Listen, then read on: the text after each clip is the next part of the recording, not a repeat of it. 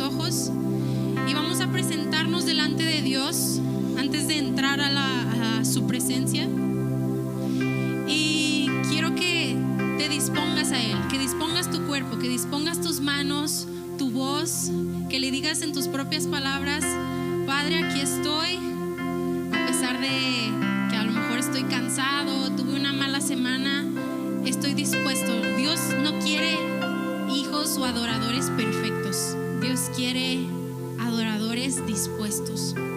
Entonces, ahí toma un momento en tu lugar, disponte ante el Señor. Dile: Señor, yo voy a adorarte, esté cansado, esté feliz, esté agotado, esté como esté, me dispongo ante ti.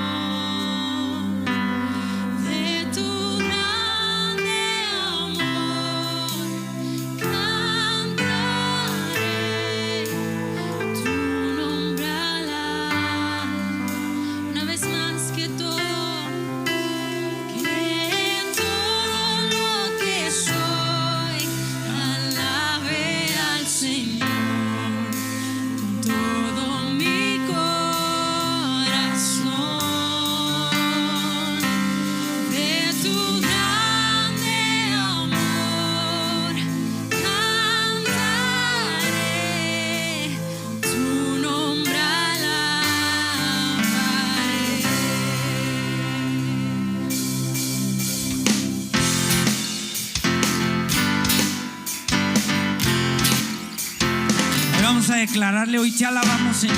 ¿Estás conmigo? Vamos a decirle: hoy te alabamos, Señor, y declaramos que tú eres nuestro Dios. Tú eres el Dios de amor, y ya no somos esclavos del temor.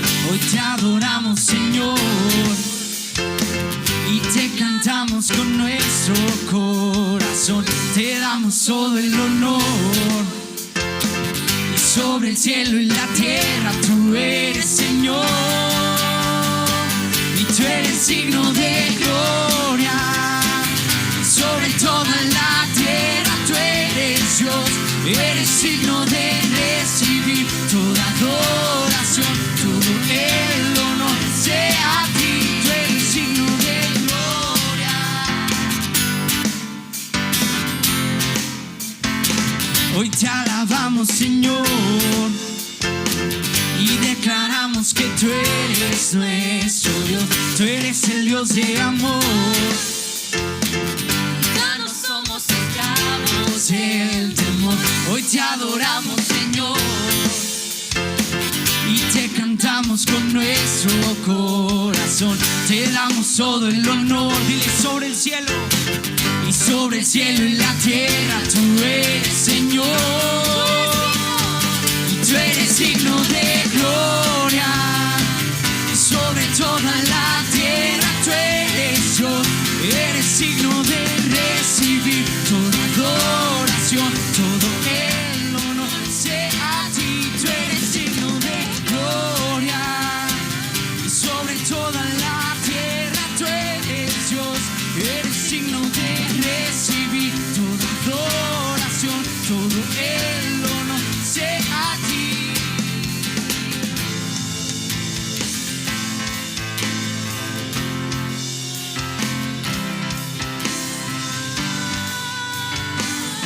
Vamos a declarar: eres digno, eres santo. Eres digno, eres santo, eres rey de toda creación. santo, eres rey de toda creación, eres digno, eres santo, eres rey. Una vez más, hermano, dile, eres digno, eres santo, eres rey de toda creación. Tú eres digno de gloria sobre toda la tierra. Tú eres Dios, eres digno de recibir toda adoración, todo el honor sea a ti. Tú eres digno de gloria sobre toda la tierra. Tú eres Dios, eres digno de recibir toda adoración, todo el honor sea a ti. Tú eres digno de gloria.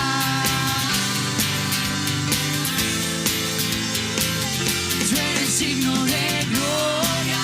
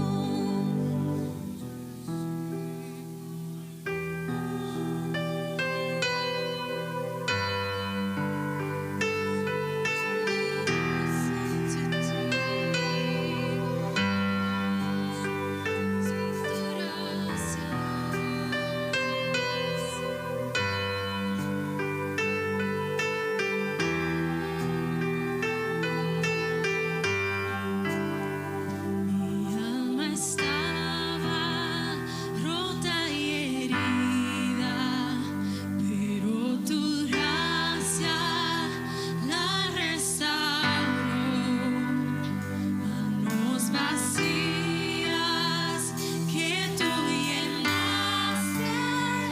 Soy libre en ti, soy libre en ti. Sublime gracia del Señor, que a un pecador salvó. Fui ciego, mas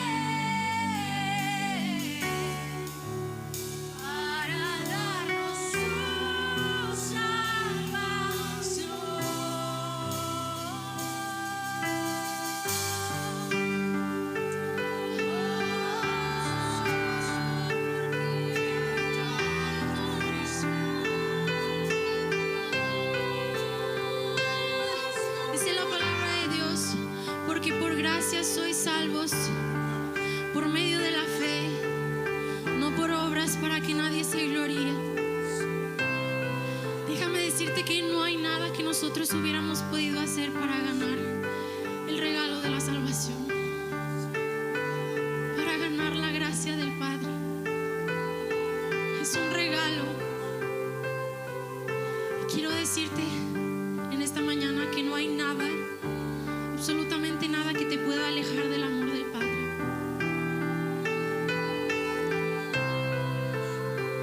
Déjate abrazar por el Padre en este momento.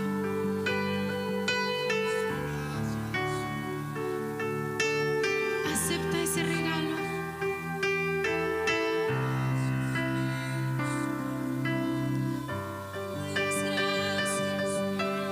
Gracias por tu amor, tan grande, tan incondicional. Sentimos tu amor,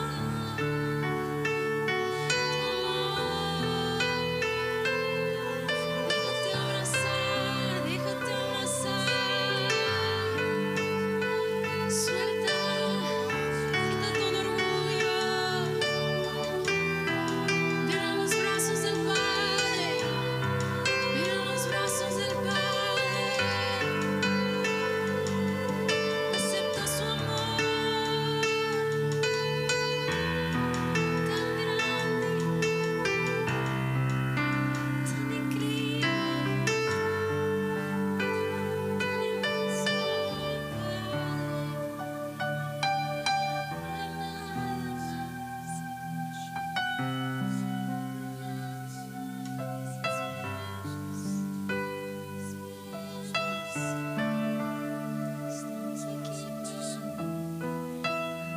estamos aquí para nuestro corazón, Señor.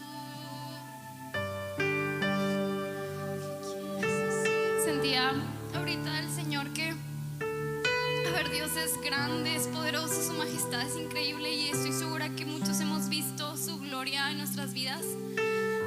Y sentí ahorita que el Señor me decía que nos enfoquemos en Él, en las cosas increíbles que Él ha hecho en nuestra vida, en quién Él es, y que nos dejemos de enfocar en las cosas pequeñas. Y venía a mi mente esta imagen del perfume, el perfume que tiene un aroma precioso, hermoso, y ese es Dios, es su gloria. Y sentía el Señor que ahorita estamos enfocados como que en las moscas que andan alrededor. Dice el Señor, cuida el perfume, protégelo y enfócate en mí. No te enfoques en los detallitos chiquitos que el enemigo quiere venir a romper, sino enfócate en la gloria mía, en lo que yo estoy haciendo en tu vida, en las cosas increíbles que tú oraste y yo ya respondí. Y no te enfoques en las moscas.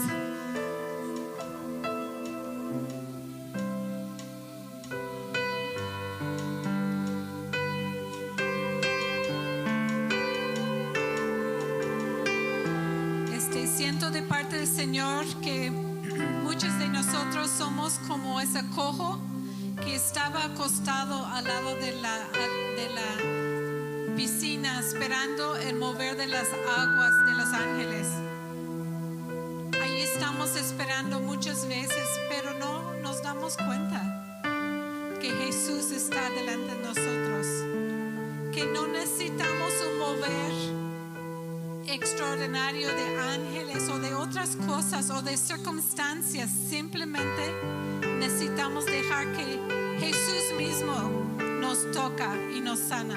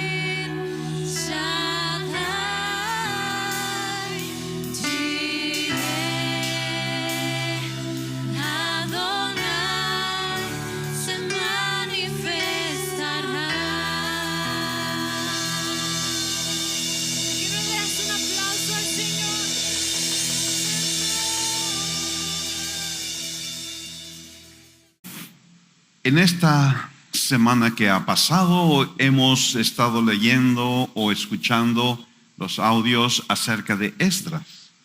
Y hay un pasaje en el capítulo 3 de Esdras al que quiero llevarlos. Capítulo 3, versículo 2.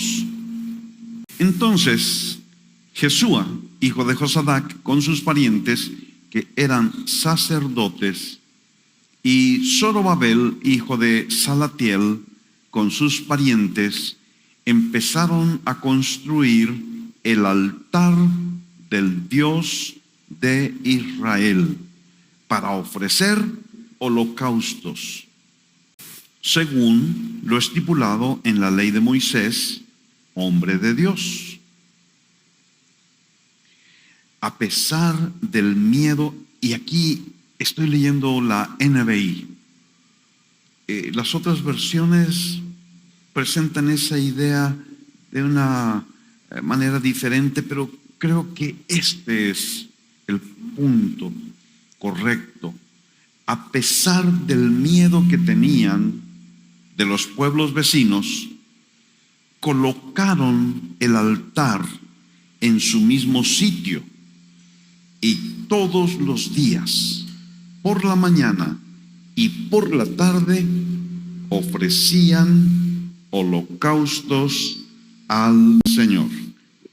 Los israelitas, dirigidos por Zorobabel, habían regresado a Jerusalén después de 70 años de cautiverio. ¿Y qué es lo que encontraron?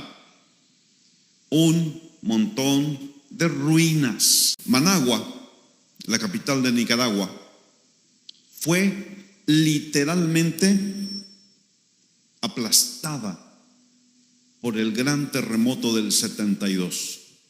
La ciudad se cayó. Casi no quedó casa ni edificio en pie. Fue terrible. A partir de entonces las casas en Managua tienen techo de lámina. Prácticamente no ves una casa con techo de concreto, porque el terremoto fue terrible. Y hay un monumento en el centro de Managua que se ha convertido en un monumento, la antigua catedral de Managua. Ahí está, todavía en ruinas. El reloj de la catedral se detuvo en el momento del terremoto y sigue allí marcando la hora del terremoto desde el año 72. Managua era ruinas a causa de ese terremoto. Y esto es lo que los israelitas encontraron cuando regresaron a Jerusalén, una ciudad en ruinas, piedras por acá, piedras por allá, restos de madera quemada más allá. El templo solo tenía algunas piedras por allí amontonadas. Y dice el pasaje que leímos, por eso les cambié la versión, a pesar del miedo que tenían. Por supuesto, porque la ciudad estaba desprotegida. No había murallas, no había un sentido de seguridad para los habitantes de Jerusalén. Los enemigos podían venir en cualquier momento y atacarlos y destrozarlos. Y entonces, a pesar del miedo que tenían de los pueblos vecinos, ellos empezaron la reconstrucción. ¿Y por dónde empezaron? Lo lógico humanamente sería empezar por reconstruir la muralla para estar protegidos. Pero ellos tomaron una decisión ilógica. Ellos tomaron una decisión muy interesante y muy importante. Ellos empezaron a construir el altar de Dios. Los altares en la Escritura son muy importantes. Todo el Antiguo Testamento, desde Génesis hasta el último, y históricamente, cronológicamente, Esdras y Nehemías son lo último del Antiguo Testamento. Todo el camino está tapizado con altares. Podemos recordar, por ejemplo, allá en Génesis, un altar que Abel levantó y en el cual llevó a cabo sacrificios. Yo lo llamé el altar de restauración.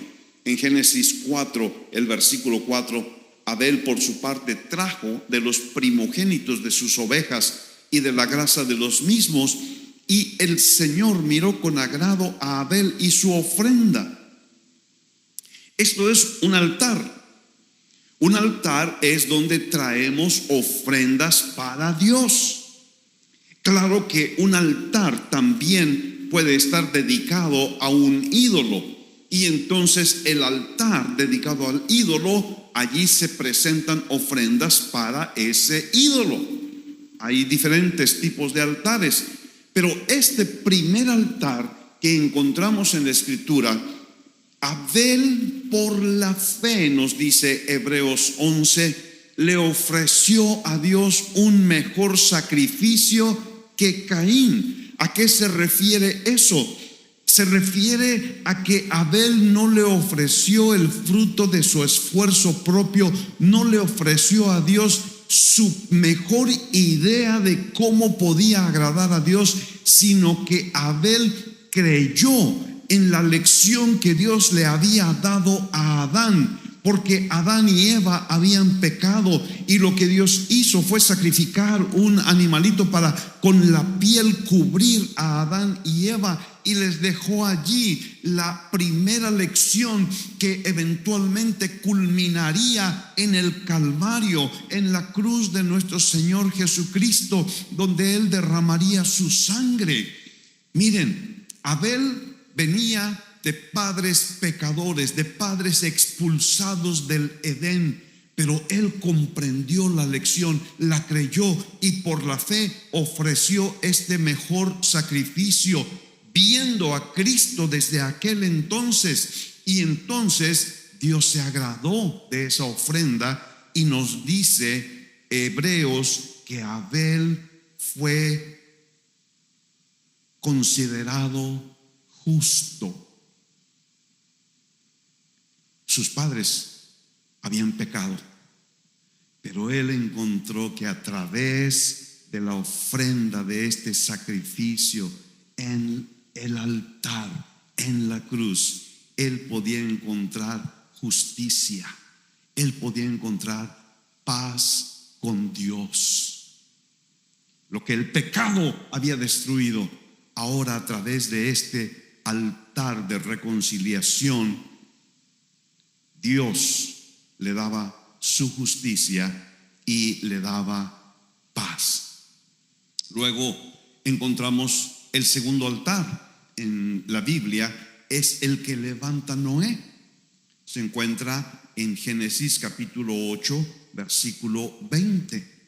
La maldad se había multiplicado en la tierra, y entonces Dios determinó que era necesario un juicio sobre toda la humanidad y mandó el diluvio.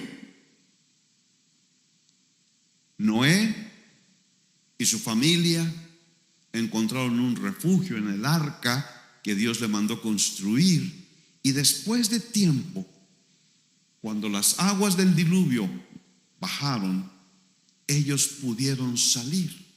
¿Y qué es lo primero que hicieron? Génesis 8:20. Entonces Noé edificó un altar al Señor.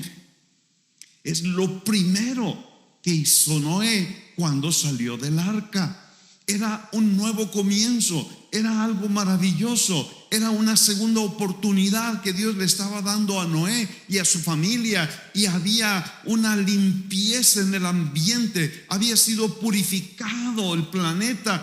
Y ahora del corazón de Noé surgían esas notas de gratitud y de alabanza, y él tomó de todo animal limpio y ofreció holocaustos en este altar. Este es un altar de adoración.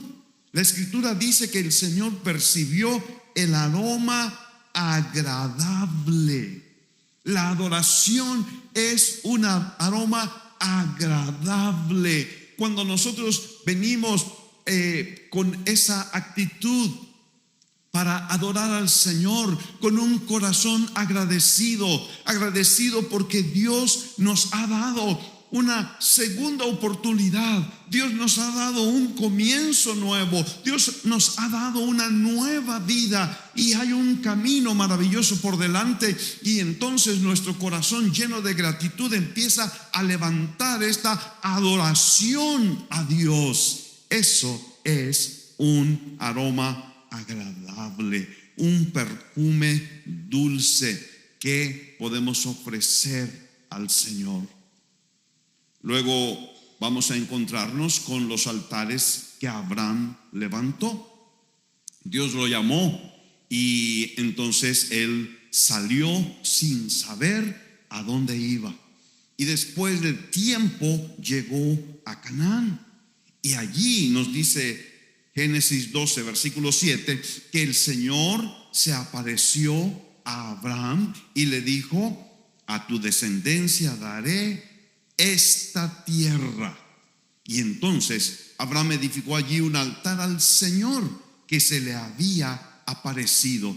Fue un encuentro con Dios, fue un poder disfrutar de la presencia de Dios, estar consciente de la presencia de Dios. Y en este encuentro con Dios, lo que Dios hizo fue darle una confirmación de su llamado. Primero él salió sin saber a dónde iba, salió por fe, salió en obediencia, pero en este encuentro Dios le dio una confirmación del llamado y de la herencia que Dios tenía para él. Así como Abraham, nosotros necesitamos buscar ese encuentro con Dios. Necesitamos buscar la confirmación de su llamado a nuestra vida, la confirmación de la herencia espiritual que Dios quiere darnos. Pero se necesita un altar. Luego en el capítulo 12, versículo 8, está otro altar de Abraham. De allí se trasladó hacia el monte al oriente de Betel y plantó su tienda, teniendo a Betel al occidente y ahí al oriente. Edificó allí un altar al Señor e invocó el nombre del Señor. Yo llamo a el altar de la oración, en el altar donde se invoca el nombre del Señor. La oración ofrecida en este altar es una ofrenda agradable para el Señor, y tienes que saber que al Señor le agrada escuchar tu voz cuando tú te acercas a este altar para orar. El salmista dijo: amo al Señor porque oye mi voz y mis súplicas, porque a mí ha inclinado su oído. Por tanto, le invocaré mientras yo viva. Este altar se levanta porque sabemos que Dios escucha nuestra voz, porque sabemos que cuando invocamos su nombre, me encanta la expresión aquí, el Señor inclina su oído, se acerca hacia ti, porque le encanta escuchar tu voz. Este es el altar de oración. Luego en el capítulo 13, versículo 3, encontramos a Abraham que anduvo en sus jornadas, diferentes lugares, hasta el lugar donde su tienda había estado al principio, entre Betel y ahí, al lugar del altar que antes había hecho allí, y allí Abraham invocó el nombre del Señor. Y entonces yo le llamo a el altar de una comunión continua con el Señor, porque el Señor no quiere que tengamos un encuentro una experiencia con Dios y nos olvidemos de Él. No quiere el Señor que tengamos un contacto con su presencia en algún momento especial, en un campamento o en un retiro, y que después volvamos a nuestra vida normal. No, el Señor quiere que nos mantengamos continuamente en comunión con Él, disfrutando su presencia, volviendo una y otra vez a ese altar de encuentro, a ese altar de oración, a ese altar de adoración, porque el Señor ama reencontrarse contigo una y otra vez. Y tenemos el altar de la consagración en Génesis 22. Allí encontramos a Abraham cuando Dios le pidió que le entregara a Isaac. El que amas, entrégalo en sacrificio de holocausto para mí. Este es el altar de la consagración. Fue la prueba máxima para Abraham. En este altar, Abraham tenía que entregarle al Señor lo que más amaba en la vida, y Abraham estuvo dispuesto a hacerlo. El propio Isaac participó voluntariamente porque en su corazón había sumisión y había una confianza total en su papá y en su Dios, y él permitió ser atado y ser puesto en ese altar. Dios quiere que nosotros edifiquemos ese altar en nuestra vida, en donde estemos dispuestos a entregarle cualquier cosa que Él nos pida. Y como Abraham, nosotros necesitamos creer que cuando nosotros estamos dispuestos a entregarle al Señor, a nuestro Isaac, a lo que amamos, entonces Él nos va a bendecir más allá de lo que podamos imaginar. Necesitamos construir un altar de consagración. Hay otros altares en Génesis y a lo largo de la Escritura, pero quiero brincar y llegar al altar de los sacrificios en el tabernáculo de Moisés. Dios ordenó a Moisés que hiciera este altar. Y dice Éxodo 40:29 que puso el altar del holocausto delante de la entrada del tabernáculo de la tienda de reunión y ofreció sobre él el holocausto y la ofrenda de cereal, tal como el Señor había ordenado a Moisés. El tabernáculo de Moisés es toda una gran conjunto de figuras y de enseñanzas, de principios hermosos, maravillosos. Pero lo primero que uno se encuentra al entrar al tabernáculo de Moisés es el altar de los sacrificios.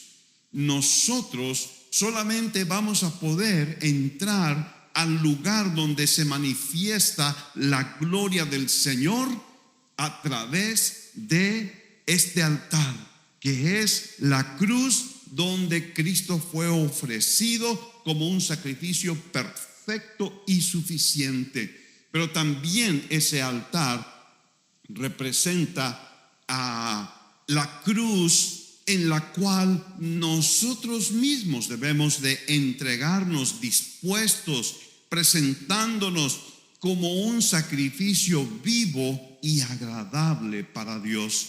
Eso es lo primero que vamos a encontrar al entrar al tabernáculo, el altar de sacrificios que nos lleva de inmediato a Cristo, pero que también demanda que nosotros seamos ofrecidos en ese altar. Muchas cosas ocurrían en ese altar. Hay una en particular que se mencionó ya en la lectura de Esdras, pero que tiene su raíz en Éxodo 29. Éxodo 29, versículo 38 nos dice: esto es lo que ofrecerás sobre el altar: 2 corderos de un año cada día, continuamente. Ofrecerás uno de los corderos por la mañana y el otro cordero lo ofrecerás al atardecer. Y también se ofrecía flor de harina y aceite y vino para echar sobre ese cordero que iba a ser quemado y que iba a subir en un olor grato delante del Señor. Uno en la mañana, el otro en la tarde. Y dice el versículo 41 que serán como aroma agradable, una ofrenda encendida al Señor. Versículo 42, será holocausto continuo por las generaciones de ustedes. A la entrada de la tienda de reunión, delante del Señor, donde yo me encontraré con ustedes para hablar allí contigo. ¿Qué es lo que sucedía en ese altar de sacrificios que estaba a la entrada del tabernáculo? Todos los días, en la mañana y en la tarde, un cordero era presentado y había allí ingredientes de harina, de aceite, de vino, y ese cordero era quemado, y el aroma subía delante del Señor. Era un holocausto, era una ofrenda de alabanza, era una ofrenda de adoración, era una ofrenda de gratitud que subía delante del Señor. Nosotros, pero particularmente los varones que están congregándose ahí, reuniéndose en el Café con Jesús, disfrutan mucho del olor grato, de la carnita asada. Y en verdad que es delicioso. Donde quiera que vas en la calle o algo, te llega el olor de la carnita asada y algo te sucede adentro, ¿no? Pues yo sé que la comparación no es muy pulcra que digamos, pero siento yo que cuando le ofrecemos al Señor la alabanza, la adoración, como hace un rato estábamos metidos en la alabanza, ese es un aroma que produce algo en el corazón del Señor. La Biblia dice que es un aroma agradable para el Señor. ¿Y qué es lo que pasa? Inmediatamente dice el Señor: yo me encontraré allí con ustedes, yo hablaré allí con ustedes. Eso es la maravilla y eso es la gracia que Dios nos da cuando nosotros presentamos nuestra adoración al Señor. Cuando ese aroma agradable sube a la presencia del Señor, el Señor se manifiesta. Como cantábamos, el Señor se manifestará. Sí, se manifestará porque estamos adorándolo, porque estamos elevando ese olor grato. Y esto es lo que ama el Señor, esto es lo que quiere el Señor. Quiere el Señor que el altar esté levantado, que esté funcionando, que esté en operación, y que de ese altar surjan estas alabanzas, esta adoración, este olor agradable, porque Él quiere manifestarse a tu vida. Él quiere manifestarse a tu vida. Él quiere hablar a tu corazón. No estamos cantando por cantar. No estamos reunidos simplemente por rito, por tradición. No, lo que queremos es que en esa atmósfera de alabanza, de adoración, el Señor venga y nos hable.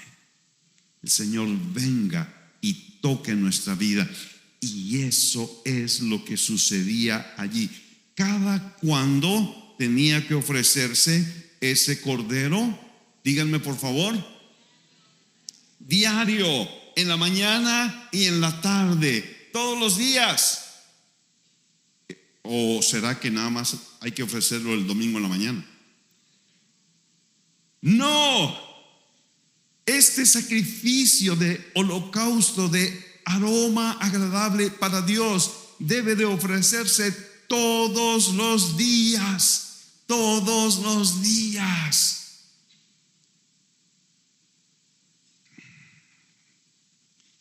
Estaba platicando con una persona que hasta el día de hoy sigue teniendo en su iglesia reuniones solo por Zoom.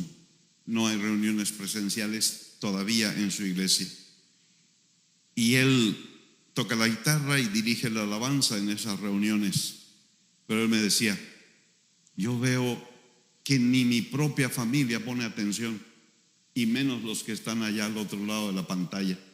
Están distraídos, están en cualquier cosa, pero no se conectan con Dios.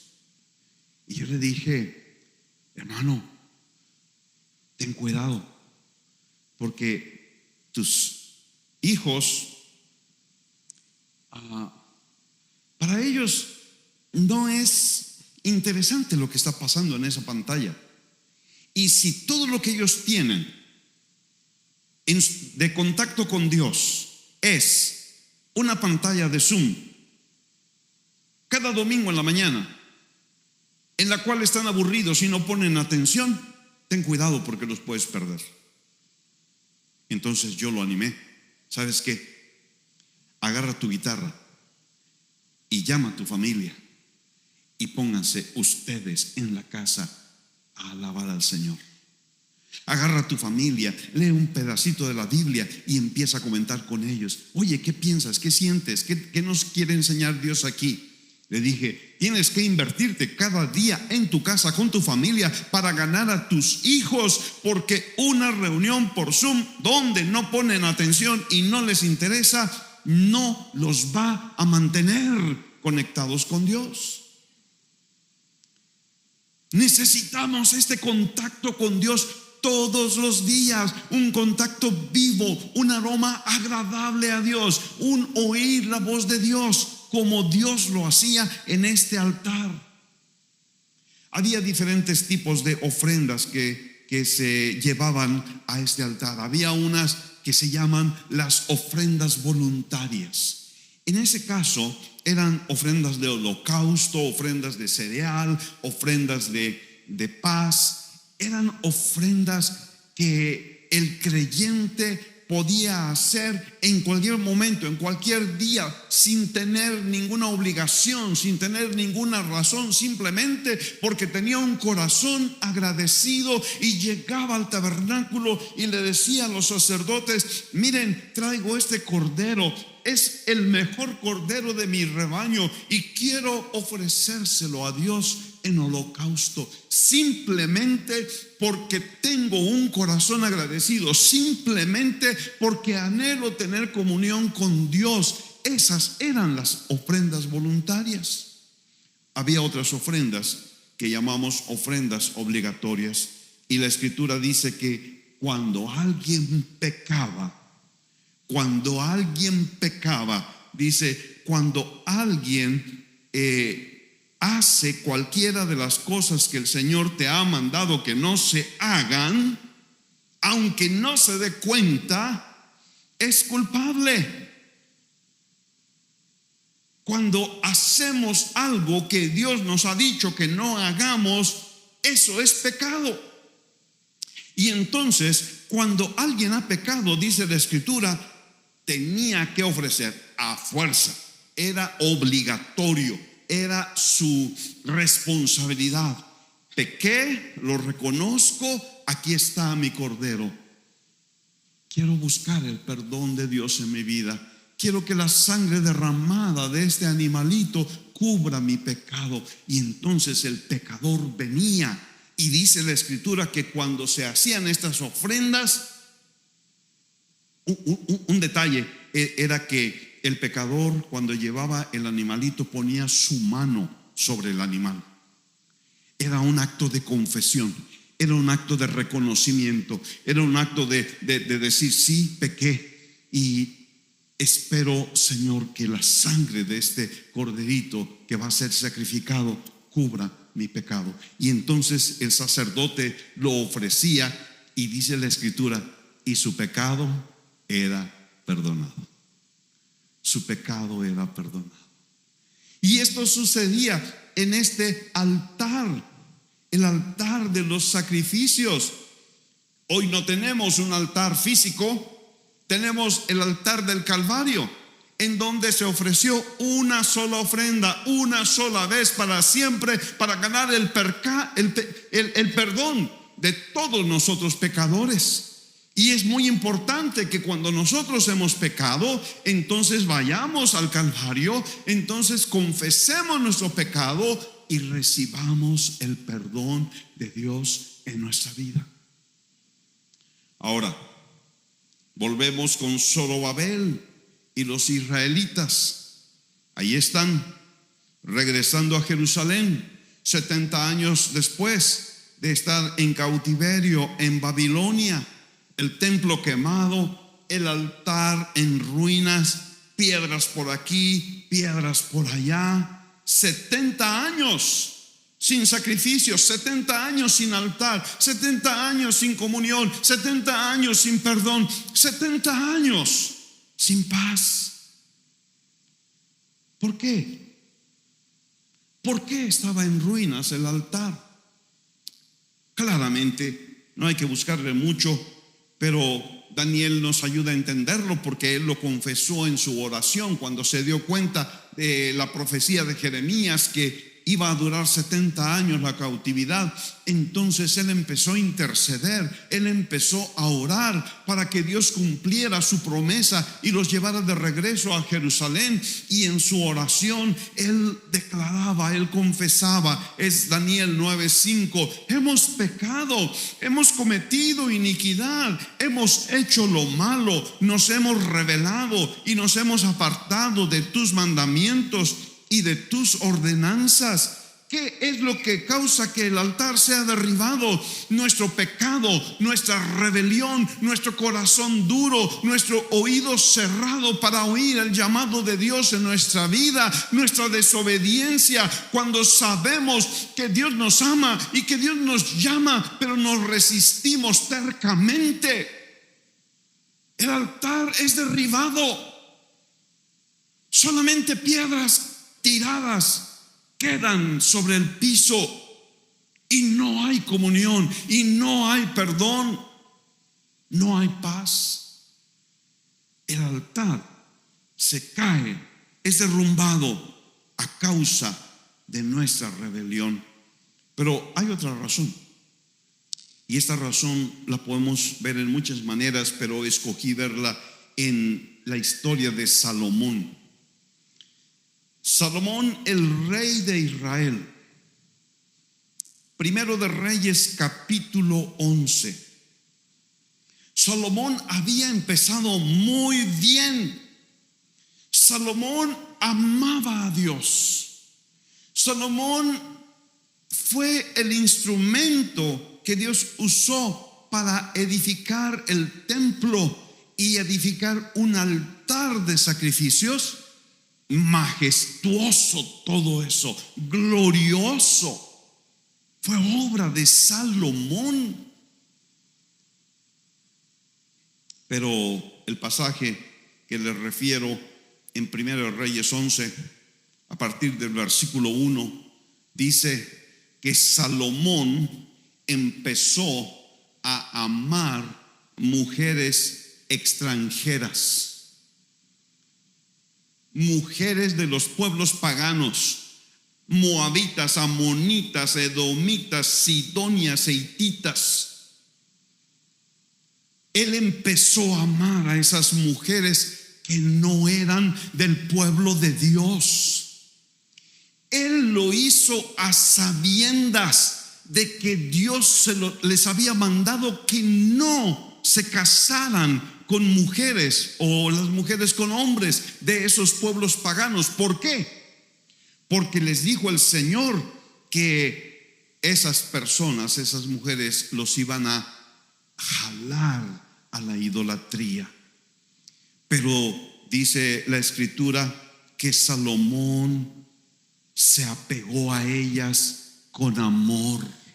Sí, ya sé que es una filistea, ya sé que es una amorrea, pero la amo. Está tan hermosa, la amo. Y entonces, cuando su corazón se apegó a estas mujeres extranjeras, dice la Escritura que sus mujeres desviaron su corazón. Desviaron su corazón. El Salomón que amaba a Dios, el Salomón que pidió sabiduría, el Salomón que construyó el templo más glorioso que el pueblo de Israel jamás haya tenido, ese Salomón, su corazón fue desviado. Su corazón ya no estuvo dedicado por completo al Señor. Salomón dijo: sí, Señor, hay un lugar en mi corazón para ti, pero también hay un lugar para las amorreas, hay un lugar para las moabitas, hay un lugar para las hititas, hay un lugar. Pues dice por ahí que creo que tenía como 1000. Sin vergüenza. Si no podemos con una, imagínense. Y su corazón entonces estaba lleno de compartimentos que no le pertenecían a Dios. Dios, tú estás aquí en este rinconcito de mi corazón, y en los demás, por favor, no te metas, porque yo amo a esas mujeres. ¿Y qué es lo que pasó? Entonces, Salomón empezó a edificar altares a los ídolos de esas mujeres. Dice la Escritura que siguió a Astoret, siguió a Milcom, ídolo abominable de los amonitas. Hizo lo malo delante del Señor, le edificó un lugar alto a Quemos, ídolo abominable de Moab, y a Moloc, ídolo abominable de los amonitas, de tal manera que todas sus mujeres tuvieran los altares de sus dioses paganos en donde ellas pudieran adorar.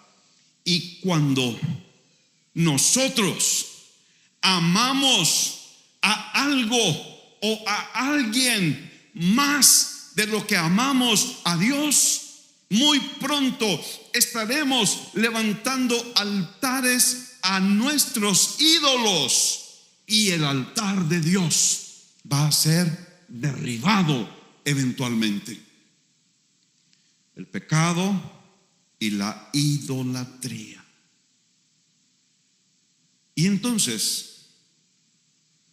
pues los israelitas que habían regresado a Jerusalén, pues ellos sabían estas historias, sabían qué es lo que había pasado. Ahora tenían que decidir qué es lo que harían, qué es lo que harían con su pecado. Ellos podían seguir sus vidas como si nada hubiera pasado. Pues sí, pequé, pero pues ¿qué importa? Ellos pudieron minimizar sus acciones, su desobediencia, su rebelión.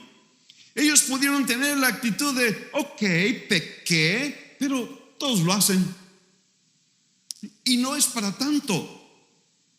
Pudieron decir: pues mira, si hasta Salomón falló, el más sabio, pues ¿qué esperas de mí, hombre? Tranquilo. Pero hubo en ellos algo poderoso. Algo dentro de ellos los impulsó a comprender la importancia de reconstruir el altar. Ellos comprendieron que no podían seguir cargando con su pecado. Ellos comprendieron que no podían seguir sin tener comunión con Dios. No podían emprender la gran obra de reconstrucción de Jerusalén sin antes ser limpiados de su pecado por la sangre derramada en el altar. Sabes, en nuestras vidas puede haber altares derribados. Quizá hubo tiempos en nuestra vida en los que el altar de restauración estaba funcionando y allí encontrábamos el perdón y la paz con Dios, pero hoy no nos sentimos perdonados y no tenemos paz. Quizá hubo tiempos en nuestra vida en que el altar de adoración estaba funcionando y allí ofrecíamos alabanzas de olor agradable al Señor, pero el fuego se ha apagado. Ahora tenemos tiempo para ver la televisión, tenemos tiempo para ir al cine, tenemos tiempo para practicar deportes, tenemos tiempo para las redes sociales, pero no tenemos tiempo para adorar a Dios. Cuando el altar está derribado en nuestra vida, no hay adoración, excepto cuando estamos en la iglesia el domingo en la mañana y por unos minutos nos unimos a los demás para cantarle al Señor. Pero fuera de eso, no hay adoración en nuestra vida, no hay adoración en nuestro hogar. Quizá hubo tiempos en que en nuestra vida teníamos un altar de encuentros con Dios, sentíamos su presencia, teníamos claridad de su llamado a nuestra vida, pero hoy ya no sentimos su presencia. Quizá hubo tiempos en nuestra vida en que el altar de oración estaba encendido y disfrutábamos invocar el nombre de Dios, pero ya hace tiempo que el Señor no escucha nuestra voz. Quizá hubo tiempo en nuestra vida cuando el altar de comunión continua con el Señor estaba funcionando maravilloso.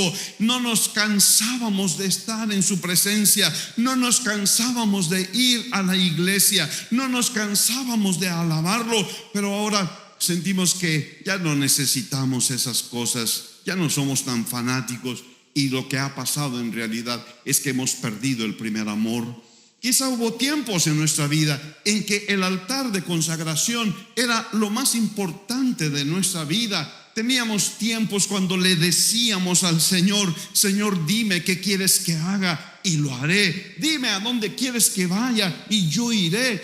Estábamos dispuestos a poner en el altar todo lo que amábamos, porque amábamos más, mucho más a nuestro Dios.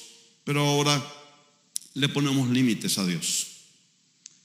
Señor, que el predicador no se tarde más de 2 horas, porque si se tarda más de 2 horas, como le dijeron al predicador que preguntó, oiga, pastor, y era el predicador invitado, ¿y hasta qué hora puedo predicar?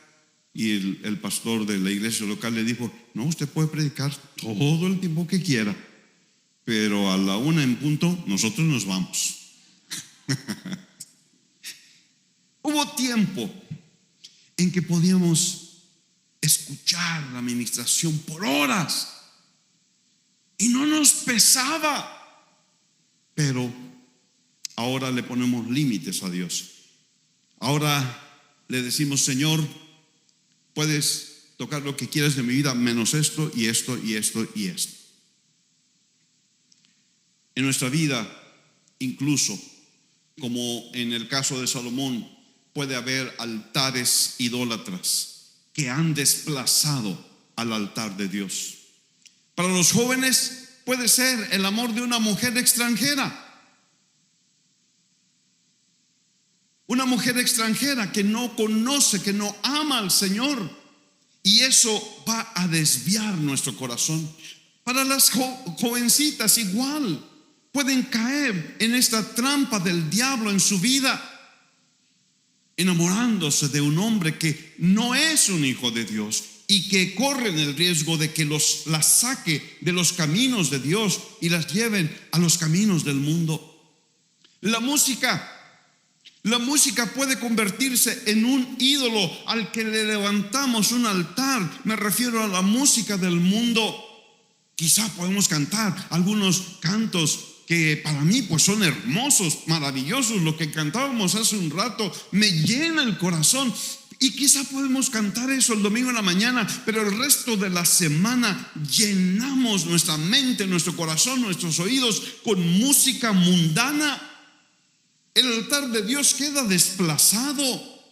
El deporte puede ser un ídolo que desplaza a Dios de nuestro corazón. Cuando sabemos mejor las estadísticas de nuestro equipo favorito, pero no sabemos de memoria el Salmo 23, quizá sea porque tengamos un altar idólatra en nuestra vida. Cuando vamos a preferir 1000 veces ir a un partido el domingo en la mañana que ir a la casa de Dios, quizá tenemos un altar idólatra en nuestro corazón. El teléfono se puede convertir en un ídolo demandante. Un ídolo que nos esclaviza por horas cada día y nos roba el tiempo que podríamos dedicar a tener dulce comunión con nuestra familia y que podríamos dedicar a tener dulce comunión con nuestro Dios. Pero el teléfono nos roba el tiempo. El sexo fuera del contexto del matrimonio es un ídolo destructor.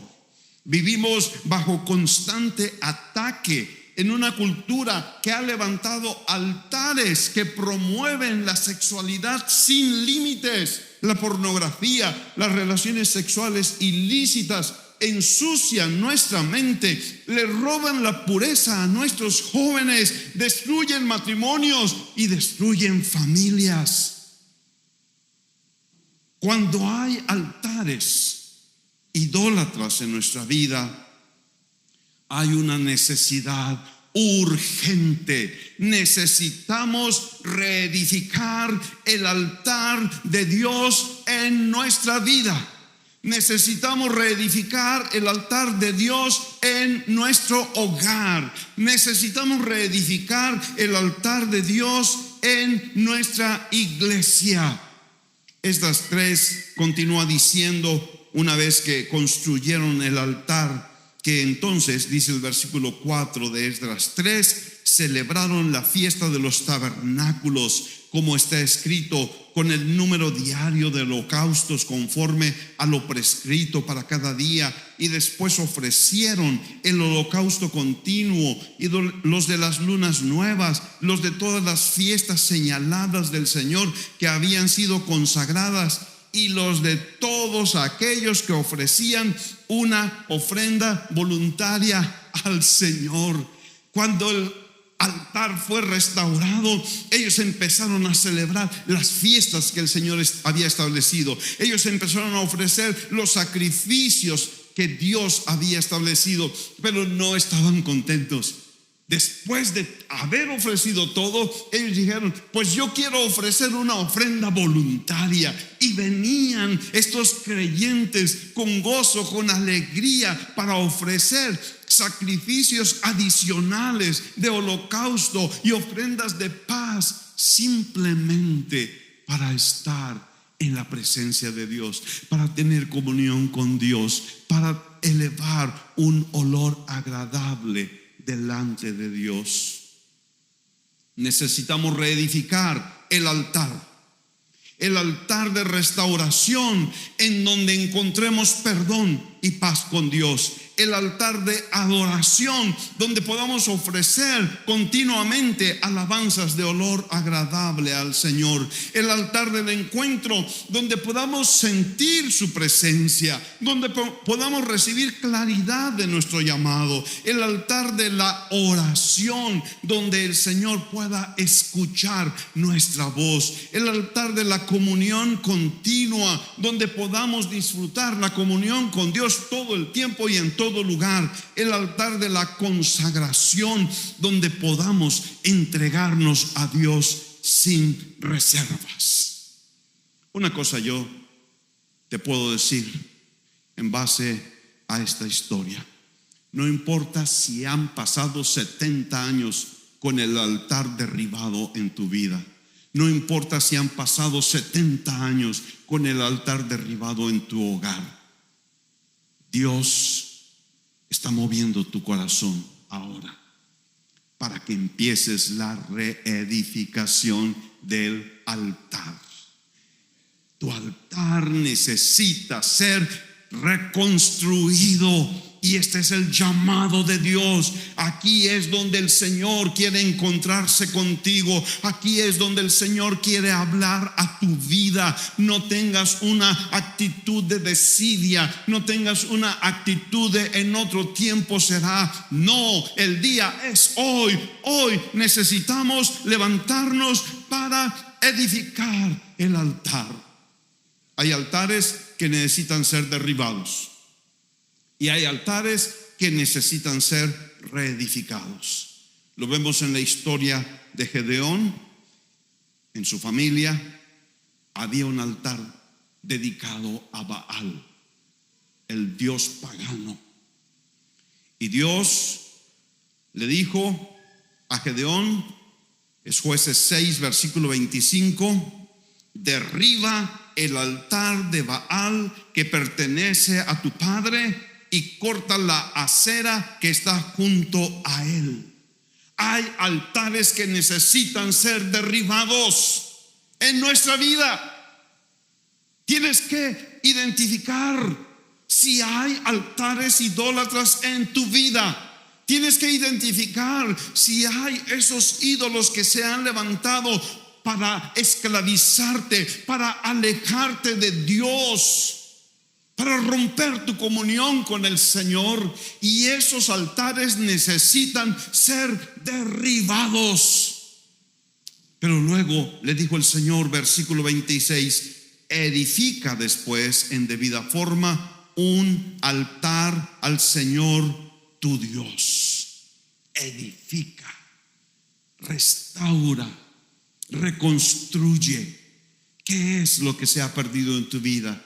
El primer amor, la oración, la adoración, la búsqueda del perdón, el disfrutar su presencia, el vivir continuamente en comunión con Él, el consagrarse, el entregarse 100% a Dios, sin reservas, sin límites. Reedifica el altar. Cuando Elías reedificó el altar en el monte Carmelo, descendió fuego del cielo. Aleluya. Cuando reedificamos el altar en nuestra vida, el fuego del cielo va a descender. Un avivamiento va a llegar a nuestra vida. Vamos a tener un nuevo comienzo. Va a haber una segunda oportunidad. Va a haber vida. Va a haber paz. Va a haber deleite en la presencia de Dios. Reedifica el altar y permite que el fuego del cielo caiga, y que entonces tu vida empiece a arder plenamente para el Señor. ¿Estás dispuesto? Vamos a ponernos de pie. Aleluya. Gracias, Señor. Hoy vamos a tomar la cena del Señor. Y quizá Dios te ha hablado en esta mañana acerca de altares que hay que derribar en tu vida. No permitas que eso te impida participar de la cena del Señor, pero aprovecha esta oportunidad para pedirle a Dios que esos altares sean derribados.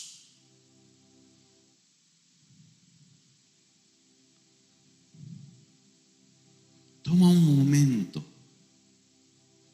para reflexionar y para responder a la voz de Dios que te está llamando para derribar altares e ídolos en tu vida.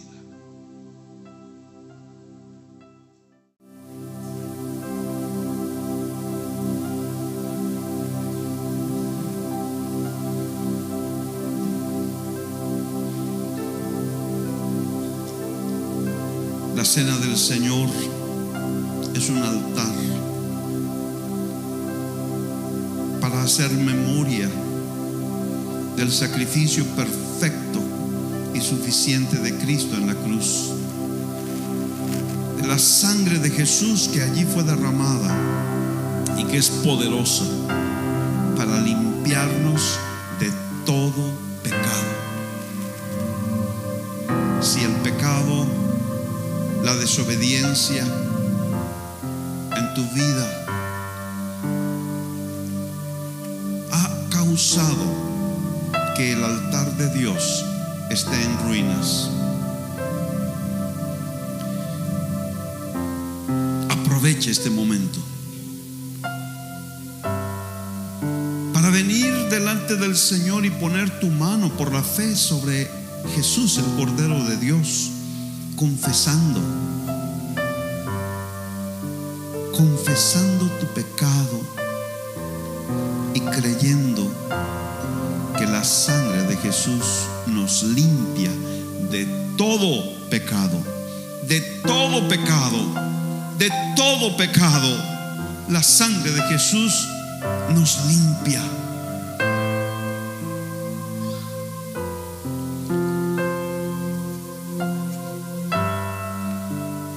Reflexiona delante del Señor. Si acaso hay altares que han sido derribados en tu vida, el altar de la oración, el altar de la adoración, el altar de la comunión, el altar de la consagración. ¿Qué altares necesitan ser reedificados en tu vida? Hoy es el día en que tú te puedes levantar como Zorobabel y Jesúa para dirigir la obra de reconstrucción y para creer que el fuego del cielo va a descender y va a encender tu corazón con un amor por Dios como nunca lo has experimentado. Gracias, Señor. Gracias por hacer tu obra.